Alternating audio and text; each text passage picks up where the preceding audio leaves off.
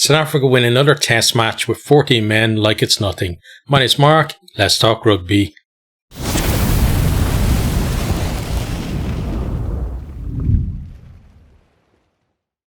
Yeah, so another red card in this one. We'll get to that as we're going through the recap of the game. I'll give you my opinion on it then as well.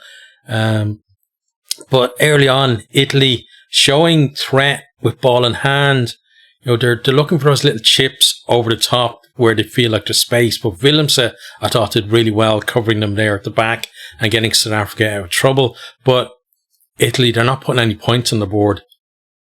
They have a chance to open the scoring from the tee after the penalty, off target by Garbisi, and he had a bit of a wayward day with the boot as well in this one. We then have a Timo check for head-on-head contact between Mostart and Menoncello.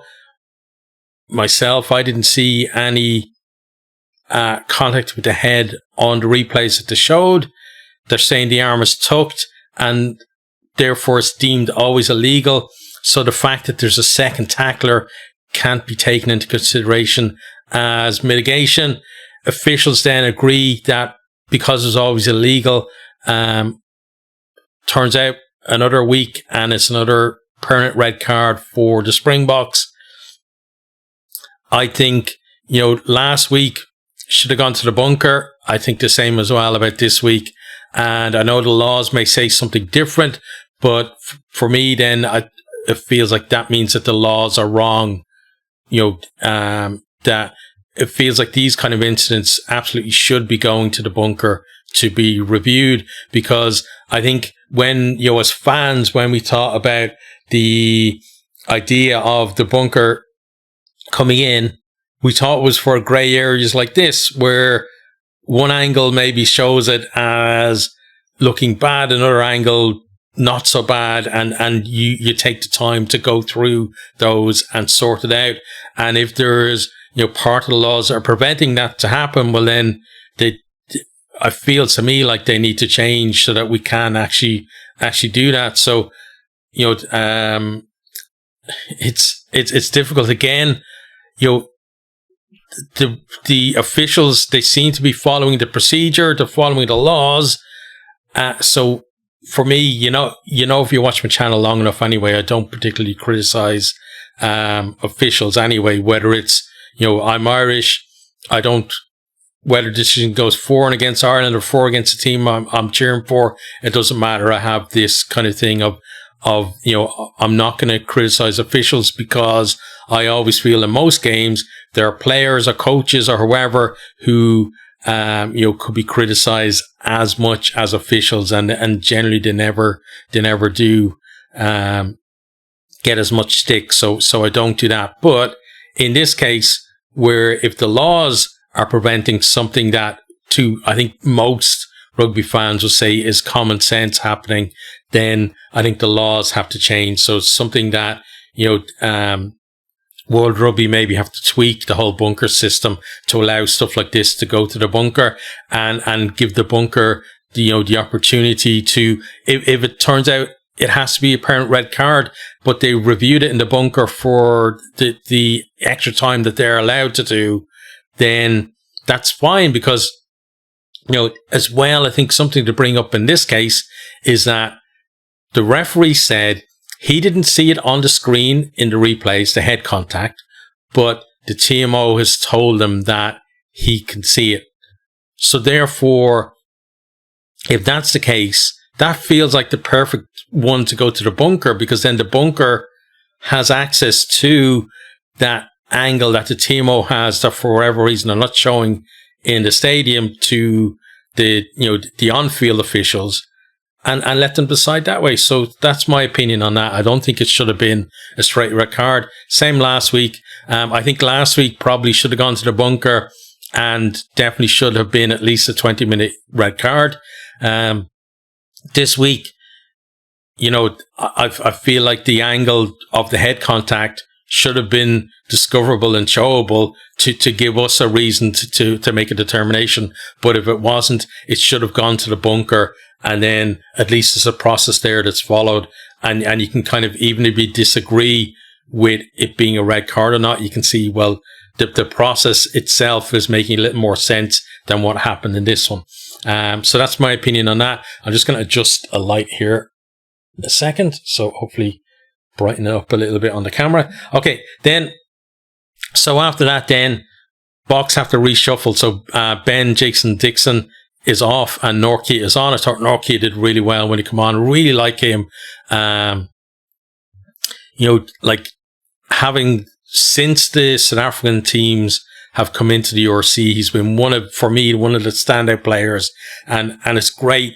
Like I really am enjoying having South African teams in the URC, because now you can see the kind of the progression and evolution of these players like Nortje, who are turning up for their province, and then making their way into the Springboks as well. So it's not kind of, when these teams were in Super Rugby, if you weren't watching Super Rugby, players are just coming out of seemingly nowhere.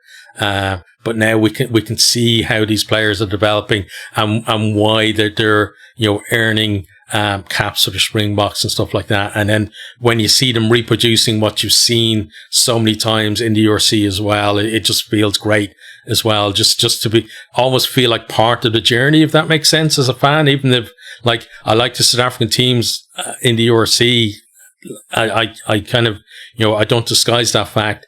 And it's made me an even bigger fan of the Springboks as well because of it. But yeah, that's kind of a nice aspect. But then we have Wilco Lowe coming on for Porton after 20 minutes. Razzie beefing up that pack there, just getting himself a bit more in the scrum, given that they're going to have 8 in there because they're putting Hooker in there, and then they have Esterhuizen in there as well at one point, like the two of them in there at one point. And Esterhuizen comes on after 25 minutes for Van der Merwe, for that very reason, so that he can be, he can go into the scrums when they need him. Then we have another shot at goal from Italy. Again, Garbisi off target. And even though I say it lots of times, like a missed kick, doesn't really decide the outcome of a game unless it is the absolute last kick of the game and nothing else is going to happen after that. Because if you miss the kick or you get the kick, where the game restarts from is a completely different place and there's different momentum. So therefore, you can't really say, well, if we got that kick, we would have definitely gotten all the other points that we got after as well, and that would have won us the game. It doesn't really, in my mind, doesn't work that way, unless it's the very last kick of the game, and it is basically win or loss, depending on how that goes. But it still feels bad for Italy that they're not taking the points, in terms of, like, they're going for the sticks, they're trying to be pragmatic, but they're not moving the scoreboard. So what's the point? It almost feels like you should be going to the corner in that case if you're not getting any points, because at least going for trying it in 0 points feels better than kicking at the posts and getting 0 points. We then hit 30 minutes on the game. South Africa with their first entry into the Italy 22 at this stage, and results in a 5 meter defensive line out to Italy, but Italy get free kicked at the line out. I'm pretty sure it was like players leaving and entering the line out too early. South Africa then, they tap that. They're going with 1 out runners. They're putting massive pressure on that Italy defense. But Italy begin to drive them back. So, Pollard drops back into the pocket. He slops the drop goal, and it's 3-0 South Africa lead. But it isn't, because there was no obstruction by Lowe on attempted charge down. So drop goal gets ruled out, but we did have penalty advantage to South Africa. So then Pollard, from straight in front, pops it over to make it 3-0. Italy then win a scrum penalty with a few minutes left in the half. Garbisi finally lands one from the tee to make it 3-3. And you're thinking at that stage, like, Italy been dominant, South Africa down to 14. They're going into the break at least, even but they can't even manage that because high bomb into Italy 22. It's knocked down by Ethan Hooker, but then Italy get free kicked at the scrum. South Africa then tap it. They're moving it. They force penalty advantage, but they keep going with their forwards, smashing at that line. Then Van Staden drives over next to the post, converted for 10 points to 3. That is half time. South Africa leading, and yeah, Italy probably looking back at lost opportunities. And at that stage, even you're thinking that, you know, South Africa are going to win this game, because Italy now have to produce an absolute dominant performance in the second half, but South Africa look up for it, especially the players that have come off the bench. In the second half then, Italy get a penalty early in that half. They reduce the deficit to 10 points to 6. Then Italy go to 10 metres out from a penalty. They run a set move off the line out, but they can't find Menoncello, who came on a great line. Looked like he maybe came a little bit early because he overran the pass. Knock on, South Africa cleared the edge of the 22. Italy then continue to apply pressure. Box conceded penalties. Van Staden goes to the bin, so now they're playing against 13 players. And then Italy decide to take the points from the tee. And I think in the same situation, playing against 13, you have the momentum. South Africa absolutely would have gone to the corner. There's a time to take your points from the tee, and there's a time to really put the foot on the throat and you know, go for the other team and just demoralize them. And Italy didn't do that. They put it over the post instead, 10 points to 9. Crucially, South Africa still have the lead. Then Fischetti gets pinged pretty much straight away after that.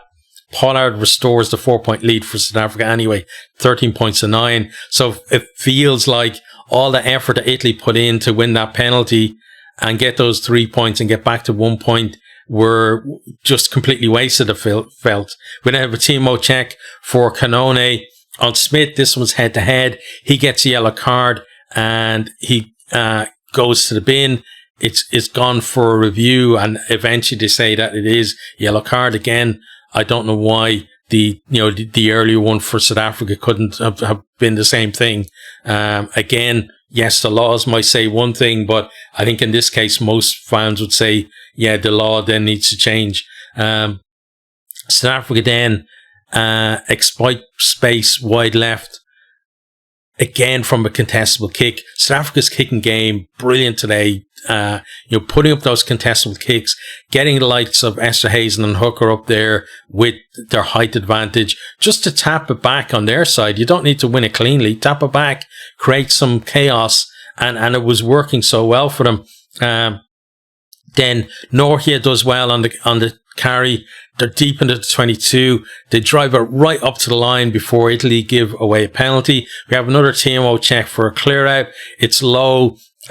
He's looking to bind, and his arm just kind of slides up and hits Giuliani as he's clearing out. No foul play, and back for the South Africa penalty. Just makes sense, honestly. South Africa then up from the scrum in the shadow of the post, and Esterhuizen and Hooker are on the flanks in a dominant scrum. Van den Berg snipes off that scrum to score, converted for 20 points to 19. And that illustrates the difference between the teams. South Africa identified a position where, they could have taken 3 points, but they knew, let's go for the jugular here. And they did it. Italy do strike back straight away, but because if South Africa had of just taking 3 points there, it would have been a massive difference, I think, in terms of how the game went from here. Italy line out into 22. They go infield, and then Capuozzo just comes on a lovely line against the grain. Brilliant pass for Garbisi to find him, and over he goes. Garbisi then misses the conversion, 20 points to 14. That's then as close as Italy get to a comeback. South Africa, they break up the right through. I'm not sure whether it's Hooker or Esterhazen. I think it might have been Esterhazen. He passes to Grant Williams back inside, but Williams can't hold the pass, and Italy are able to clear. But if that went to hand, nobody's catching Williams, with a little bit of a head start. The guy is just so fast. Italy then, with another chance to attack from a lineout, just inside the South Africa half, but Grobler over the ball, wins a penalty. Big moment there. Lebok then, he misses touch, but Italy, they end up clearing the ball themselves to around pretty much the same spot that he was trying to kick it to anyway. So no real loss to South Africa there. Then from there, we have a poor line out. Italy cleared to halfway, but there's no real chase on the clearance. So I think Willemse starts a counter-attack from there as South Africa run it back. Moody with a nice step out wide, and then he finds Williams. He's in behind this time, ball in hand. Nobody catches him. Over he goes to score, converts for 27 points to 14, and that is game over. Towards the end then, last couple of minutes, Craigie Smith just smashes Garbisi back over his own line. Leads to a 5-meter scrum to South Africa. We then have a bit more play. Another scrum to South Africa, opted from a penalty. They're applying pressure, and then they go wide to right, and Hooker is over to score in the corner. I believe his first try for the Springboks. And then I think it was Lebok running down the time to make sure that we don't restart, but he actually gets timed out on his conversion, so we don't actually see a conversion attempt. 32 points to 14 is the final score. So let's start with the teams. Let's start with Italy. So some decent, attacking threat from Italy early on, but it felt like, they had that threat, and then they were forcing penalties, and then they were trying to score threes, which, Italy have been criticised previously for not being pragmatic in terms of taking the points from the tee in certain positions. But when Garbisi missed the first one and then he misses the second one, you're thinking, okay, well, you've got to start kicking to the corner now. He does open the scoring for them, but it kind of put them off, like only 3 points from, a fairly dominant position, especially given the fact that like 30 minutes before South Africa actually get into the 22. And then also the fact that they give away a penalty straight away after taking the lead. So mentally, Italy not there. They brilliant to beat Australia last week, but they're kind of at that stage in the development that we've seen with a lot of teams where